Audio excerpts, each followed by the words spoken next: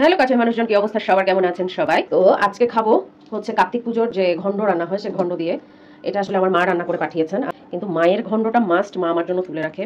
আর এটা খেতে যে কি পরিমাণ সুস্বাদু হয় বলার বাইরে। জাস্ট মানে কতগুলো সবজির সমাহার, মানে এত সুস্বাদু হয়। তো মা সেদিনই আমাকে যেতে বলেছিল কার্তিক পুজোর পরদিন, বাট আমি সময় করে যেতে পারিনি। তো এই জন্য হচ্ছে যে মা তুলে রেখেছিল। তো আজকে গরমে দিয়ে সবজিটা প্রণাম করে খেয়ে বলছি কেমন হয়। অসাধারণ স্বাদ। এখানে কি নেই, বিভিন্ন রকমের সবজি, ডাল, শিমের বিচি, তারপরে হচ্ছে যে এই যে হলুদ পাতার ডাটা, মিষ্টি কুমড়া, কাঁচকলা, কি নেই, এত হেলদি একটা সবজি। এই সময়টাতে কার্তিক মাসের এই সংক্রান্তিতে মানে এই খাবারগুলোই আসলে পেটের জন্য খুব ভালো। তো যুগ যুগ ধরে এই ঐতিহ্যগুলো আমাদের আসলে কালচারে চলে এসছে। চট্টগ্রামে কার্তিক পুজোর ব্রতটা হয়, এটা অনেকে ভারতীয়রাও করেন, আবার অনেকে করেন না।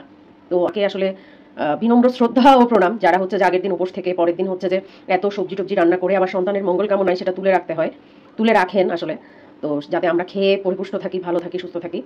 সকল মায়ের উদ্দেশ্যে বলছি, কি টেস্ট বাবা। প্রিয়া হেসেলের সঙ্গেই থাকুন।